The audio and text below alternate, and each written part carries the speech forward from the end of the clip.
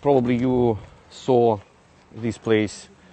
You see that atrocity really in civilian places. This is no military any facilities, no military object, just civilian. The same you can see in Bucha, in Irpin, in Dmitrievka, and today you can see in Kramatorsk. They're using the Точка U on a railway station with the people that died or wounded, and they continue to do it. They are going to do it in the Donbass, they continue to do it in the south of Ukraine. And it's very important to understand for your government, your people, that we need more weaponry, we need more modern weaponry, not old-fashioned Soviet weaponry. I mean NATO standard. And your country, your government, have it. You can do it. It's very easy. We need MLRS, it's a multi-launch rocket systems. We need tanks, armed vehicles, and we need artillery with the caliber 155, not 152 like in the former Soviet epoch. And your country have it. And I ask you to discuss it in your society that we can take it and we will finish the job. It's very important message to your country, to your people. Can you tell us why were Ukraine's armed services so successful in stopping and pushing back the Russian invading forces here? We're in the vicinity near Bucha. And what you need specifically, how quickly to succeed the same way in Donbass? I can repeat, we need more long-range weapon, because we can deter them, but we need to kick them out. For that, we need MLRS, to using them more than 30 kilometers, 40 kilometers, 50 kilometers. We need anti-ship missiles to stop them in Odessa, in the Black Sea. We need tanks, a lot of. We need armed vehicles, and we need artillery, also like 155 caliber, because it's more efficient, and we will do it. And we have people, we have brave people. All Ukrainians are very brave, you know it, but you can help us, or they will come to your country. It's not threatening, I'm not trying to threaten you, but it's absolutely in their minds. You can see their social pull about the Poland, about the Baltic countries. So we can stop them. As many years ago Churchill said, give us tools, we will finish the job. And are you getting this weaponry as fast as you need it, or the U.S., the Pentagon announced overnight that they're going to be providing lots of more javelins and stingers and longer range missiles? Is it a question of timing? How Stingers, javelin, it's very good equipment for deterring them. But we can use it like anti-tank, anti-aircraft in a short distance. Short distance. We need to use something for long distance, long range. That's the difference. That's why I say you about the changing the philosophy. It's strategical question.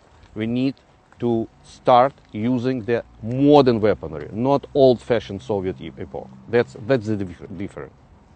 And you need weapons to go on the offensive, right? Yes. Here, this was a defensive position here. You Yeah. need to go on the offensive. Absolutely. That's why you need tanks and you need longer range Yes. missiles, correct? Yes, absolutely. Yeah. The Norwegian government has already given anti-tank weapons to M72. Have you used Yes, that? it's true. I really thank you for Norwegian government, but it's anti-tanks. It's for deterrent, for offensive. We need more. And you know that they're threatening us in Black Sea, in Longside, the seashore near Odessa, and we need anti-ship missiles. Have you used the Norwegian M72s? Sorry? Do you know? Have you used them, the Norwegian anti-tank Uh, M72s? Ukraine is a country which in space. So we know how to use any kind of equipment. We know how to use NLAW, Stinger, Javelin. We will know how to use the anti-ship missiles. Now, it's not rocket science. So we can use Abrams, we can use Leopard tanks, absolutely. Because our guys 8 years involved in trainees courses with the NATO countries. So we know how to do it. And you see. But you know if the anti-tank weapons that the Norwegian government sent, have they been used yet? Yes, we used it. Yes, but I ask you to. We need to go faster to get more, not only anti-tanks equipment, not only. And I know that your country has MLRS, have artillery also.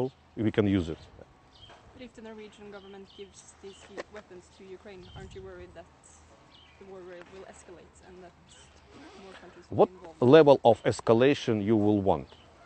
What level? How many people should be died here? How many Ukrainian blood should be on this floor? How many for next level of escalation? It's a real. Russia started Third World War. It started. Don't thinking that it will be maybe. No, they started it against the civilized world. Atrocity, you can see it. It will be in your cities also if you will not stop them right now. Not only sanctions, weaponry also. It's a difference. And how critical is the timing here? You need the weapons. Timing is critical. Timing is critical every day. Every day, our people paying by our blood. It's very critical.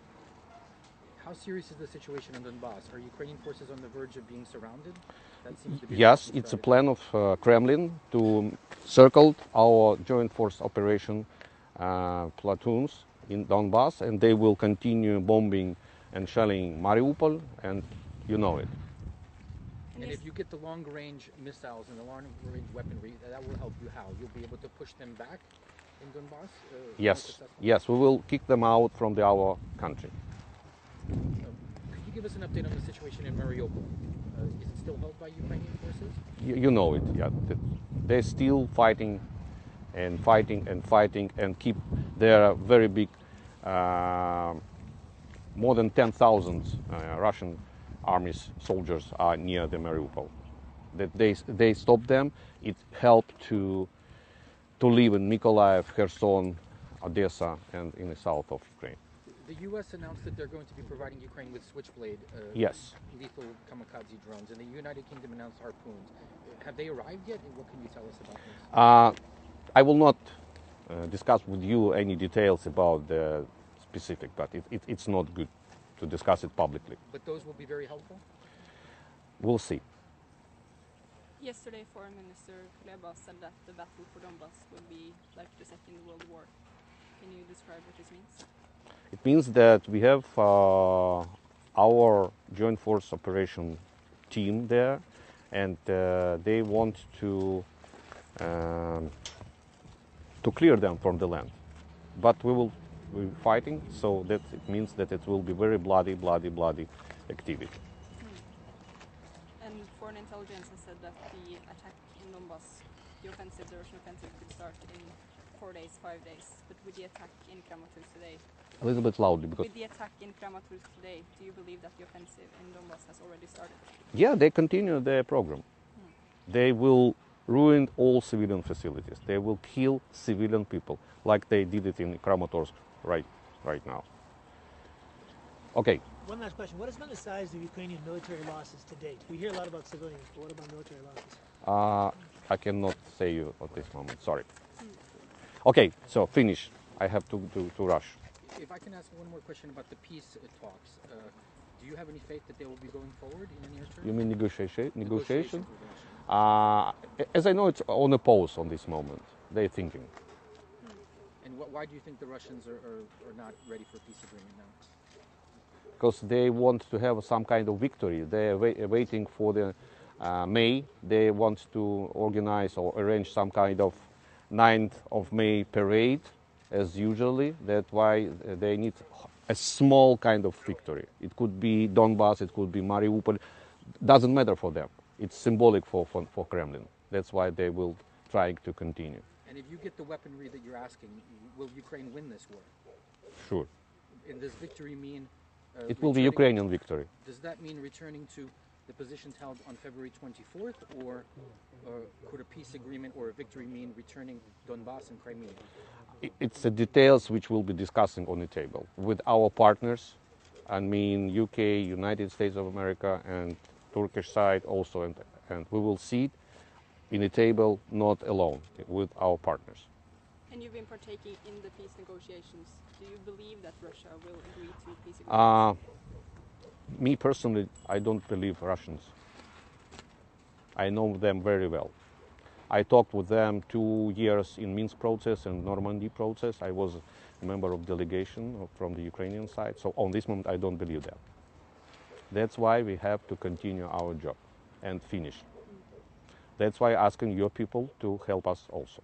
And what will happen in Donbass if you don't get the long-distance weapons? You see this atrocity?